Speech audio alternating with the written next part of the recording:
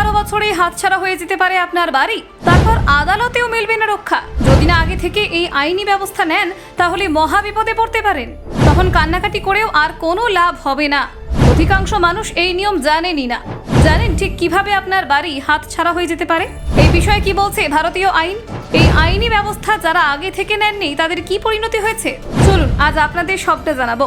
একজন মানুষের জন্য তার বাড়ি শুধু মাথা গোঁজার ঠাঁই নয়, ওই দেওয়ালের গায়ে লেগে থাকে জীবনের হাজারো স্মৃতি, সংগ্রাম আর ভালোবাসা। তাই প্রত্যেকেই চান তার বাড়ি আর ভিটেমাটি নিরাপদ থাকুক। কিন্তু ধরুন আপনি যে জমি বা অ্যানসেস্ট্রাল বাড়ির দেখভাল করে এসেছেন এত বছর, সেটাই একদিন কাগজে কলমে অন্য কারো নামে হয়ে গেল। শুনতে গল্প কিংবা সিনেমার প্লট বলে মনে হলেও এটাই বাস্তব। ভারতের 12 বছরের আইন। আপনার জমি বা বাড়ির ওপর যদি কেউ একটানা 12 বছর ধরে দখল করে থাকে আর আপনি তাতে কোনো আইনি ব্যবস্থা না নেন, তাহলে সেই ব্যক্তি আপনার সম্পত্তির আইনি মালিক হয়ে যেতে পারে।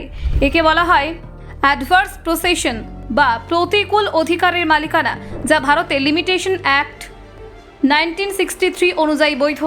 আপনি যদি গাফিলতি করেন, এই আইন আপনার সম্পত্তি তুলে দিতে পারে অন্য কারো হাতে। কি বলছে আইন? ভারতে লিমিটেশন অ্যাক্ট 1963 অনুযায়ী যদি কেউ কারো ব্যক্তিগত সম্পত্তি, মাটির জমি, বাড়ি বা দোকান একটানা 12 বছর দখল করে থাকে আর আসল মালিক এই সময়ের মধ্যে কোনো আইনি আপত্তি বা ব্যবস্থা না নেন, তাহলে সেই দখলকারী ব্যক্তি ওই সম্পত্তির আইনি মালিকানা দাবি করতে পারেন। এই আইন মূলত ব্রিটিশ আমল থেকে প্রচলিত এবং পুরনো সম্পত্তি সংক্রান্ত বিরোধ নিষ্পত্তির লক্ষ্যে তৈরি। তবে মনে রাখতে হবে, সরকারি জমির ক্ষেত্রে এই আইন প্রযোজ্য নয়। সেখানে দখলের মেয়াদ হতে হবে 30 বছর। এই আইন মূলত ব্রিটিশ আমল থেকেই প্রচলিত এবং পুরনো সম্পত্তি সংক্রান্ত বিরোধ নিষ্পত্তির লক্ষ্যে তৈরি। তবে মনে রাখতে হবে, সরকারি জমির ক্ষেত্রে এই আইন প্রযোজ্য নয়। সেখানে দখলের মেয়াদ হতে হবে 30 বছর। অ্যাডভার্স পসেশন প্রমাণ করতে কিছু নির্দিষ্ট শর্ত মানতে হয়। দখল অবিচ্ছিন্ন এবং একটানা 12 বছর হতে হবে। মাঝখানে মালিক যদি কোনো প্রতিবাদ বা হস্তক্ষেপ করেন, তাহলে সেই সময় গণনা থেমে যাবে। দখল হতে হবে খোলাখুলি, মানে আশেপাশের মানুষজন জানবে এই ব্যক্তি সেখানে আছে। গোপনে দখল করলে তা বৈধ নয়।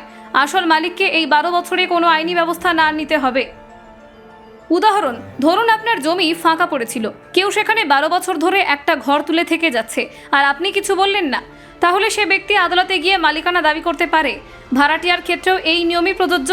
হ্যাঁ, বিপদের কথা ভাবুন। হ্যাঁ, ভাড়াটিয়াও এই নিয়মের সুবিধা নিতে পারেন যদি ভাড়া চুক্তি শেষ হওয়ার পরেও সে একটানা 12 বছর সেখানে বসবাস করে। বাড়িওয়ালা কোনো আপত্তি না জানায়, সে ইলেকট্রিক বিল, জল বিল বা প্রপার্টি ট্যাক্স দেখিয়ে প্রমাণ করতে পারে সে মালিকের মতো ব্যবহার করেছে।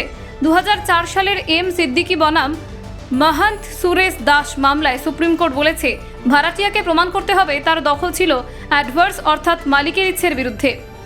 2007 সালে পিটি মুনিচিক্কান্না রেড্ডি বনাম রেভাম্মা মামলায় সুপ্রিম কোর্ট বলেছে, যদি কেউ শান্তিপূর্ণভাবে ও খোলাখুলি 12 বছর ধরে কোনো সম্পত্তি দখল করে রাখে, তাহলে সে মালিকানা দাবি করতে পারে।